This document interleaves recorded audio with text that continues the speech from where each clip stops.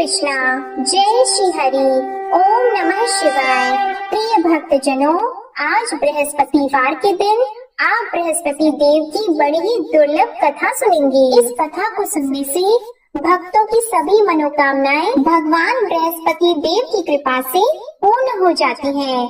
तो आइए बड़ी ही श्रद्धा और प्रसन्न चित्त मन से इस कथा को सुनते हैं। भारतवर्ष में एक प्रतापी और दानी राजा राज्य करता था। वह नित्य गरीबों और ब्राह्मणों की सहायता करता था। यह बात उसकी रानी को अच्छी नहीं लगती थी। वह न ही गरीबों को दान देती, न ही भगवान का पूजन करती थी और राजा को भी दान देने से मना किया करती थी। एक दिन राजा शिकार खेलने वन को गए हुए थे, तो रानी महल में अकेली थी। उसी समय बृहस्पति देव साधु वेश में राजा के महल में भिक्षा लेने के लिए गए और भिक्षा मांगी, तो रानी ने भिक्षा देने से इनकार कर दिया और कहा, हे साधु महाराज, मैं तो दान पुण्य से तंग आ गई हूँ। मेरा पति सारा धन लुटाते रहते हैं। मेरी इच्छा है कि हमारा धन नष्ट हो जाए, फिर न रहेगा बांस, न बजेगी बांसुरी। साधु ने कहा, देवी तुम तो बड़ी विचित्र हो। धन संतान तो सभी चाहते हैं, पुत्र और लक्ष्मी तो पापी के घर भी होने चाहिए। यदि तुम्हारे पास अधिक धन है तो भूखों को भोजन दो, प्यासों के लिए प्याऊ बनवाओ, मुसाफिरों के लिए धर्मशालाएं खुलवाओ।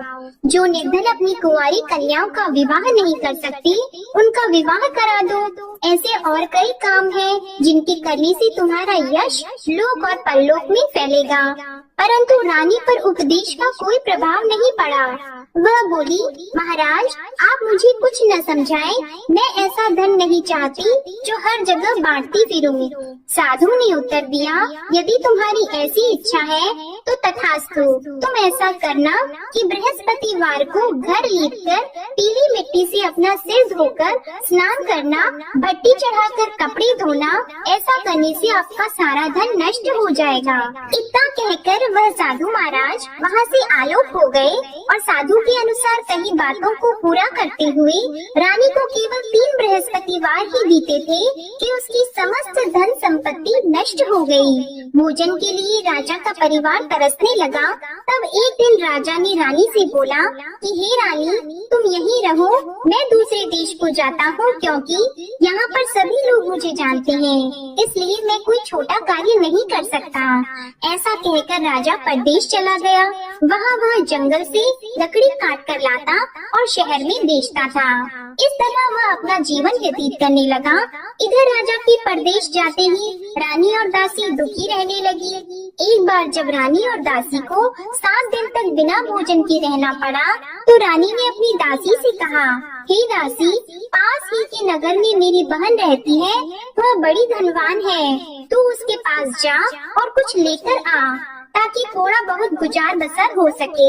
रानी दासी की बहन के पास गई। उस दिन गुरुवार था और रानी की बहन उस समय बृहस्पतिवार व्रत की कथा सुन रही थी। दासी ने रानी की बहन को अपनी रानी का संदेश दिया, लेकिन रानी की बड़ी बहन ने कोई उत्तर नहीं दिया। जब दासी को रानी की बहन से कोई उत्तर नहीं मिला, तो वह बहुत दुखी हुई और उसे क्रोध भी आया। दासी ने वापस आकर रानी को सारी बात बता दी। सुनकर रानी ने अपने भाग्य को कोसा।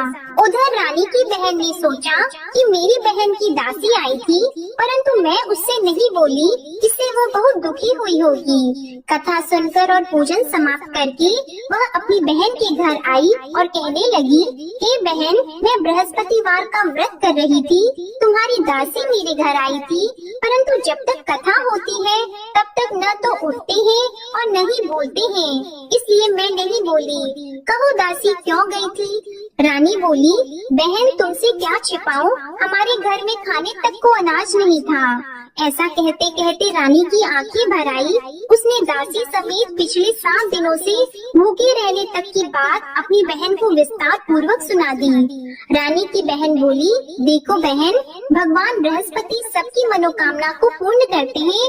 देखो शायद तुम्हारे घर में अनाज रखा हो। पहले तो रानी को विश्वास नहीं हुआ, पर बहन के आग्रह करने पर उसने अपनी दासी को अंदर भेजा, तो उसे सचमुच अनाज से भरा एक घड़ा मिल गया। यह देखकर दासी को बड़ी हैरानी हुई। दासी रानी से कहने लगी, हे रानी, जब हमको भोजन नहीं मिलता तो हम व्रत ही तो करते हैं, इसलिए क्यों न इनसे व्रत और कथा की विधि पूछ ली जाए ताकि हम भी व्रत कर सकें। तब रानी ने अपनी बहन से बृहस्पतिवार व्रत के बारे में पूछा। उसकी बहन ने बताया, बृहस्पतिवार के व्रत में चने की दाल और मुनक्का से विष्णु भगवान का केले की जड़ में पूजन करें तथा दीपक जलाएं, व्रत कथा सुने और पीला भोजन ही करें। इससे बृहस्पति देव प्रसन्न होते हैं। और व्रत और पूजन विधि बताकर रानी की बहन अपने घर को लौट गई। 7 दिन के बाद जब गुरुवार आया तो रानी और दासी ने व्रत रखा। घुड़साल में जाकर चना और गुड़ लेकर आई, फिर उससे केले की जड़ तथा विष्णु भगवान का पूजन किया। अब पीला भोजन कहाँ से आए, इस बात को लेकर दोनों बहुत दुखी थी। क्योंकि उन्होंने व्रत रखा था, इसलिए बृहस्पति देव उनसे प्रसन्न थे। इसलिए वे एक साधारण व्यक्ति का रूप धारण करके 2 थालों में सुंदर पीला भोजन दासी को दे गए। भोजन पाकर दासी बहुत प्रसन्न हुई और फिर रानी के साथ मिलकर भोजन ग्रहण किया। उसके बाद वे सभी गुरुवार को व्रत और पूजन करने लगी। बृहस्पति भगवान की कृपा से उनके पास फिर से धन संपत्ति आ गई, परंतु रानी फिर से पहले की तरह आलस्य करने लगी। तब दासी बोली, देखो रानी, तुम पहले भी इस प्रकार आलस्य करती थी, तुम्हें धन रखने में कष्ट होता था, इस कारण सभी धन नष्ट हो गया, और अब जब भगवान बृहस्पति की कृपा से धन मिला है तो तुम्हें फिर से आलस्य होता है। रानी को समझाते हुए दासी कहती है कि बड़ी मुसीबतों के बाद हमने यह धन पाया है, इसलिए हमें दान पुण्य करना चाहिए, भूखे मनुष्यों को भोजन कराना चाहिए और धन को शुभ कार्यों में खर्च करना चाहिए, जिससे तुम्हारे कुल का यश बढ़ेगा, स्वर्ग की प्राप्ति होगी और पितृ प्रसन्न होंगे। दासी की बात मानकर रानी अपना धन शुभ कार्यों में खर्च करने लगी, जिससे पूरे नगर में उसका यश फैलने लगा। उधर एक दिन राजा दुखी होकर जंगल में एक पेड़ के नीचे आसन जमाकर बैठ गया। वह अपनी दशा को याद करके व्याकुल होने लगा। बृहस्पतिवार का दिन था। एकाएक उसने देखा कि निर्जन वन में एक साधु प्रकट हुए। वह साधु वेश में स्वयं बृहस्पति देवता थे। लकड़हारे के सामने आकर बोले, हे लकड़हारे, इस सुनसान जंगल में तू इतना चिंता मग्न क्यों बैठा है? लकड़हारे ने दोनों हाथ जोड़कर प्रणाम किया और उत्तर दिया, महात्मा जी, आप सब कुछ जानते हैं, मैं क्या कहूँ। यह कहकर रोने लगा और साधु को अपनी आत्म कथा सुनाई। महात्मा जी ने कहा, तुम्हारी स्त्री ने बृहस्पतिवार के दिन बृहस्पति भगवान का निरादर किया है, जिसके कारण रुष्ट होकर उन्होंने तुम्हारी यह दशा कर दी। अब तुम चिंता को दूर करके मेरे कहने पर चलो तो तुम्हारे सब कष्ट दूर हो जाएंगे और भगवान पहले से भी अधिक संपत्ति देंगे। तुम बृहस्पति के दिन कथा किया करो, 2 पैसे के चने मुनक्का लाकर उसका प्रसाद बनाओ और शुद्ध जल से लोटे में शक्कर मिलाकर अमृत तैयार करो। कथा के पश्चात अपने सारे परिवार और सुनने वाले प्रेमियों में अमृत व प्रसाद को बांटकर खुद भी ग्रहण करो। ऐसा करने से भगवान तुम्हारी सब मनोकामनाएं पूरी करेंगे। साधु के ऐसे वचन सुनकर लकड़हारा बोला, हे प्रभु, मुझे लकड़ी बेचकर इतना पैसा नहीं मिलता जिससे भोजन के उपरांत कुछ बचा सकूं। मैंने रात्रि में अपनी स्त्री को व्याकुल देखा है, मेरे पास कुछ भी नहीं जिससे मैं उसकी खबर मंगा सकूं। और फिर मैं बृहस्पति देव की क्या कहानी सुनूं? मुझको तो कुछ भी मालूम नहीं है। साधु ने कहा, हे लकड़हारी, तुम किसी बात की चिंता मत करो।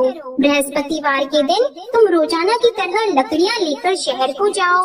तुमको रोज से दुगना धन प्राप्त होगा, जिससे तुम भली भांति भोजन कर लोगे और बृहस्पति देव की पूजा का सामान भी आ जाएगा। बृहस्पति देव की कथा इस प्रकार है, सुनो।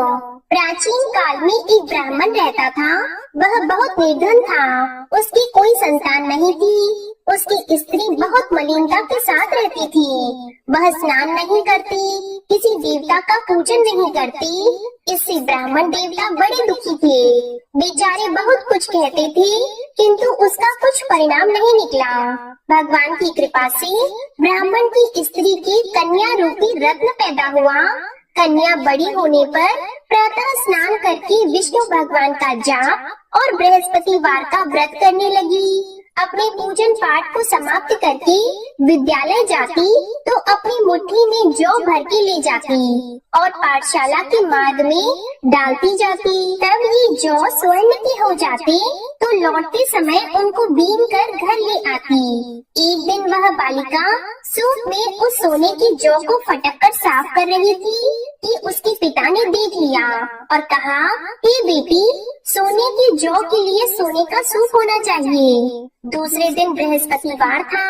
इस कन्या ने व्रत रखा और बृहस्पति देव से प्रार्थना करके कहा, मैंने आपकी पूजा सच्चे मन से की है तो मेरे लिए सोने का सूप दे दो। बृहस्पति देव ने उसकी प्रार्थना स्वीकार कर ली। रोजाना की तरह वह कन्या जौ फैलाती हुई जाने लगी। जब लौटकर जौ बीन रही थी तो बृहस्पति देव की कृपा से सोने का सूप मिला। उसे वह घर ले आई और उसमें जौ साफ करने लगी, परंतु उसकी माँ का वही ढंग रहा। एक दिन की बात है कि वह कन्या सोने के सूप में जौ साफ कर रही थी। उस समय उस शहर का राजपुत्र वहाँ से होकर निकला। इस कन्या के रूप और कार्य को देखकर मोहित हो गया और अपने घर आकर भोजन और जल त्याग कर उदास होकर लेट गया। राजा को इस बात का पता लगा तो अपने प्रधानमंत्री के साथ उसके पास गए और बोले, हे बेटा, तुम्हें किस बात का कष्ट है? किसी ने तुम्हारा अपमान किया है अथवा और कोई कारण हो सो कहो, मैं वही कार्य करूँगा जिससे तुम्हें प्रसन्नता हो। अपने पिता की राजकुमार ने बातें सुनी तो वह बोला, मुझे आपकी कृपा से किसी बात का दुख नहीं है। किसी ने मेरा अपमान नहीं किया है, परंतु मैं उस लड़की से विवाह करना चाहता हूँ जो सोने के सूप में जौ साफ कर रही थी। यह सुनकर राजा आश्चर्य में पड़ गया और बोला, हे बेटा, इस तरह की कन्या का पता तुम ही लगाओ, मैं उसके साथ तेरा विवाह अवश्य ही करवा दूंगा। राजकुमार ने उस लड़की के घर का पता बताया। तब मंत्री उस लड़की के घर गए और ब्राह्मण देवता को सभी हाल बताया। ब्राह्मण देवता राजकुमार के साथ अपनी कन्या का विवाह करने के लिए तैयार हो गए तथा विधि विधान के अनुसार ब्राह्मण की कन्या का विवाह राजकुमार के साथ हो गया। कन्या के घर से जाते ही पहले की भांति उस ब्राह्मण देवता के घर में गरीबी का निवास हो गया। अब भोजन के लिए भी अन्न बड़ी मुश्किल से मिलता था। एक दिन दुखी होकर ब्राह्मण देवता अपनी पुत्री के पास गए। बेटी ने पिता की दुखी अवस्था को देखा और अपनी माँ का हाल पूछा। तब ब्राह्मण ने भी सभी हाल कहा। कन्या ने बहुत सा धन देकर अपने पिता को विदा कर दिया। इस तरह ब्राह्मण का कुछ समय सुख पूर्वक व्यतीत हुआ। कुछ दिन के बाद फिर वही हाल हो गया। ब्राह्मण फिर अपनी कन्या के यहाँ गया और सारा हाल कहा तो लड़की बोली, हे पिताजी, आप माताजी को यहाँ ले आओ, मैं उन्हें विधि बता दूंगी जिससे उनकी गरीबी दूर हो जाए। वह ब्राह्मण देवता अपनी स्त्री को साथ लेकर पहुँची तो अपनी माँ को समझाने लगी कि हे माँ, तुम प्रातः काल प्रथम स्नान आदि करके विष्णु भगवान का पूजन करो तो सब दरिद्रता दूर हो जाएगी। परंतु उसकी माँ ने एक भी बात नहीं मानी और प्रातः काल उठकर अपनी पुत्री के बच्चों की जूठन को खा लिया। इससे उसकी पुत्री को भी बहुत गुस्सा आया। उसने एक रात को एक कोठरी से सारा सामान निकाल दिया और अपनी माँ को उसमें बंद कर दिया। प्रातः उसमें से उसे निकाला तो स्नान आदि करा के पूजा पाठ करवाया तो उसकी माँ की बुद्धि ठीक हो गई। इसके बाद वह नियम से पूजा पाठ करती और प्रत्येक बृहस्पतिवार को व्रत रखने लगी। इस व्रत के प्रभाव से उसकी माता और पिता बहुत ही धनवान और पुत्रवान हो गए और बृहस्पति देवता के प्रभाव से इस लोक की सुख को भोगकर अंत में स्वर्ग को प्राप्त हुए। इस तरह कहानी कहकर साधु देवता वहाँ से अंतर्ध्यान हो गए। धीरे धीरे समय व्यतीत होने पर फिर वही बृहस्पतिवार का दिन आया। लकड़हारा जंगल से लकड़ी काटकर किसी शहर में बेचने गया। उसे उस दिन और दिन से अधिक पैसा मिला। राजा ने चना गुड़ आदि लाकर गुरुवार का व्रत किया। उस दिन से उसके सभी क्लेश दूर हो गए। परंतु जब दोबारा गुरुवार का दिन आया तो बृहस्पतिवार का व्रत करना भूल गया। इस कारण बृहस्पति भगवान नाराज हो गए। उस दिन उस नगर के राजा ने विशाल यज्ञ का आयोजन किया था तथा शहर में ये घोषणा करा दी कि कोई भी मनुष्य अपने घर में भोजन न बनवाए, न आग जलाए। समस्त जनता मेरे यहाँ भोजन करने आए। इस आज्ञा को जो न मानेगा उसे फांसी की सजा दी जाएगी। इस तरह की घोषणा संपूर्ण नगर में करवा दी गई। राजा की आज्ञा के अनुसार शहर के सभी लोग भोजन करने गए, लेकिन लकड़हारा कुछ देर से पहुँचा, इसलिए राजा उसको अपने साथ घर लेके गए और ले जाकर भोजन करा रहे थे तो रानी की दृष्टि उस खूंटी पर पड़ी जिस पर उसका हार लटका हुआ था। वह वहाँ पर दिखाई नहीं दिया। रानी ने निश्चय किया कि मेरा हार इस मनुष्य ने चुरा लिया है। उसी समय सिपाहियों को बुलाकर उसको कारागार में डलवा दिया। जब लकड़हारा कारागार में पड़ गया और बहुत दुखी होकर विचार करने लगा कि न जाने कौन से पूर्व जन्म के कर्म से मुझे यह दुख प्राप्त हुआ है, और उसी साधु को याद करने लगा जो कि जंगल में मिला था। उसी समय तत्काल बृहस्पति देव साधु के रूप में प्रकट हुए और उसकी दशा को देखकर कहने लगे, अरे मूर्ख, तूने बृहस्पति देव की कथा नहीं करी, इस कारण तुझे दुख प्राप्त हुआ है। अब चिंता मत कर, बृहस्पतिवार के दिन कारागार के दरवाजे पर 4 पैसे पड़े मिलेंगे, उनसे तू बृहस्पति देव की पूजा करना, तेरे सभी कष्ट दूर हो जाएंगे। बृहस्पतिवार के दिन उसे 4 पैसे मिले। लकड़हारे ने कथा कही। उसी रात्रि को बृहस्पति देव ने उस नगर के राजा को स्वप्न में कहा, हे राजा, तुमने जिस आदमी को कारागार में बंद कर दिया है वह निर्दोष है, वह राजा है, उसे छोड़ देना। रानी का हार उसी खूंटी पर लटका है, अगर तू ऐसा नहीं करेगा तो मैं तेरे राज्य को नष्ट कर दूंगा।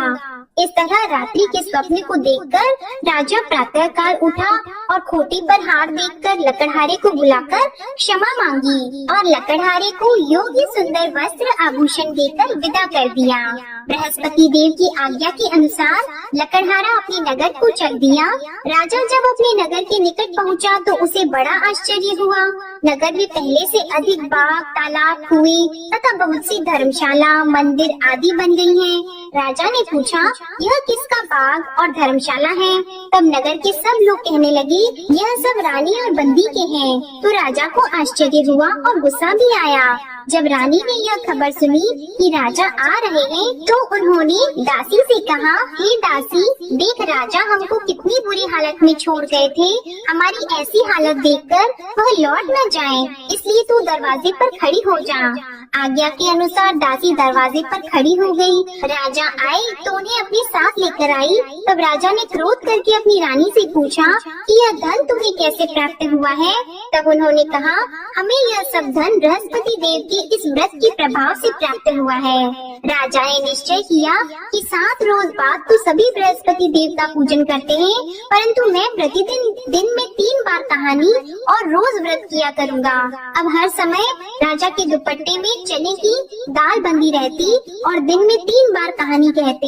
एक रोज राजा ने विचार किया कि चलो अपनी बहन के यहाँ हो आवे। इस तरह निश्चय करके राजा घोड़े पर सवार होकर अपनी बहन के यहाँ को चलने लगा। मार्ग में उसने देखा कि कुछ आदमी मुर्दे को लिए जा रहे हैं। उन्हें रोककर राजा कहने लगा, अरे भाइयों, मेरी बृहस्पति देव की कथा सुन लो। वे बोले, लो हमारा तो आदमी मर गया है, इसको अपनी कथा की पड़ी है। परंतु कुछ आदमी बोले, अच्छा कहो, हम तुम्हारी कथा भी सुनेंगे। राजा ने दाल निकाली और जब कथा आदि हुई थी कि मुर्दा हिलने लग गया, और जब कथा समाप्त हो गई तो राम राम करके मनुष्य उठकर खड़ा हो गया। आगे मार्ग में उसे किसान खेत में हल चलाता मिला तो राजा ने उसे देखकर बोला, अरे भैया, तुम मेरी बृहस्पतिवार की कथा सुन लो। किसान बोला, जब तक मैं तेरी कथा सुनूंगा तब तक 4 हरैया जोत लूंगा, जा अपनी कथा किसी और को सुनाना। इस तरह राजा आगे चलने लगा। राजा के हटते ही बैल पछाड़ खाकर गिर गए और किसान के पेट में बड़ी जोर का दर्द होने लगा। उस समय उसकी माँ रोटी लेकर आई और उसने जब यह देखा तो अपने पुत्र से सब हाल पूछा और बेटे ने सभी हाल कह दिया। तो बुढ़िया दौड़ी दौड़ी उस घुड़सवार के पास गई और उससे बोली कि मैं तेरी कथा सुनूंगी, तू अपनी कथा मेरे खेत पर चलकर ही कहना। राजा ने बुढ़िया के खेत पर जाकर कथा कही, जिसके सुनते ही वह बैल उठकर खड़े हुए तथा किसान के पेट का दर्द भी बंद हो गया। राजा अपनी बहन के घर पहुंचा। बहन ने भाई की की खूब मेहमानी की। दूसरे रोज प्रातः काल राजा जगा तो वह देखने लगा कि सब लोग भोजन कर रहे हैं। राजा ने अपनी बहन से कहा, ऐसा कोई मनुष्य है जिसने भोजन नहीं किया हो? मेरी बृहस्पतिवार की कथा सुन ले। बहन बोली, हे भैया, यह देश ऐसा है कि पहले यहाँ लोग भोजन करते हैं, बाद में अन्य काम करते हैं। अगर कोई पड़ोस में हो तो देख आओ। वह ऐसा कहकर देखने चली गई, परंतु उसे कोई ऐसा व्यक्ति नहीं मिला जिसने भोजन न किया हो। अतः वह एक कुम्हार के घर गई जिसका लड़का बीमार था। उसे मालूम हुआ कि उनके यहाँ 3 रोज से किसी ने भोजन नहीं किया है। रानी ने अपने भाई की कथा सुनने के लिए कुम्हार से कहा। वह तैयार हो गया। राजा ने जाकर बृहस्पतिवार की कथा कही, जिसको सुनकर उसका लड़का ठीक हो गया। अब तो राजा की प्रशंसा होने लगी। एक रोज राजा ने अपनी बहन से कहा कि हे बहन, हम अपने घर को जाएंगे, तुम भी तैयार हो जाओ।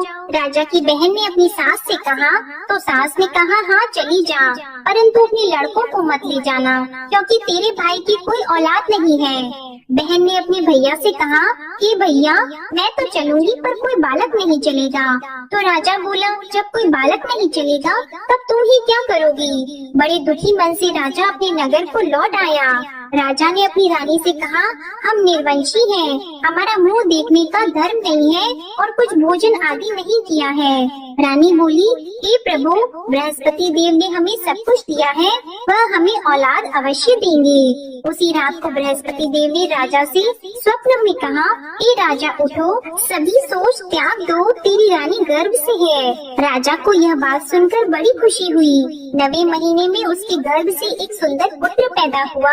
तब राजा बोला, हे रानी, स्त्री बिना भोजन के रह सकती है पर बिना कहीं नहीं रह सकती। जब मेरी बहन आएगी तुम उससे कुछ मत कहना। रानी ने सुनकर हाँ कर दिया। जब राजा की बहन ने यह शुभ समाचार सुना तो वह बहुत खुश हुई और बधाई लेकर अपने भाई के यहाँ आई। तभी रानी ने कहा, घोड़ा चढ़कर तो नहीं आई है, गधा चढ़कर आई है। राजा की बहन बोली, भाभी, मैं इस प्रकार न कहती तो तुम्हें औलाद कैसे मिलती? बृहस्पति देव ऐसे ही हैं, जैसी जिसके मन में कामनाएं हैं सभी को पूर्ण करते हैं। जो सद्भावना पूर्वक बृहस्पतिवार का व्रत करता है एवं कथा पढ़ता है अथवा सुनता है, दूसरों को सुनाता है, बृहस्पति देव उनकी सभी मनोकामनाएं पूर्ण करते हैं। बृहस्पति देव उनकी सदैव रक्षा करते हैं। जो संसार में सद्भावना और सच्चे हृदय से बृहस्पति देव का पूजन करते हैं, उनकी सभी मनोकामनाएं उसी प्रकार पूर्ण होती हैं, जैसे राजा और रानी ने बृहस्पति देव की कथा का गुणगान किया। उनकी सभी इच्छाएं बृहस्पति देव ने पूर्ण की। मनुष्य को हृदय से उनका मनन करते हुए जयकारा करना चाहिए। तो प्रेम से बोलिए, बृहस्पति देव की जय, विष्णु भगवान की जय, समस्त देवी देवताओं की जय। अब आप भगवान बृहस्पति देव की आरती श्रवण कीजिए। ओम जय बृहस्पति देवा, ओम जय बृहस्पति देवा, छिन्न छिन्न भोग लगाओ, कदली फल मेवा। ओम जय बृहस्पति देवा, तुम पूर्ण परमात्मा, तुम अंतर्यामी, जगत पिता जगदीश्वर, तुम सबके स्वामी। ओम जय बृहस्पति देवा, चरणामृत निज निर्मल, सब पातक हरता, सकल मनोरथ दायक, कृपा करो भरता। ओम जय बृहस्पति देवा, तन मन धन अर्पण कर, जो जन शरण पड़े, प्रभु प्रकट तब होकर, आकर द्वार खड़े।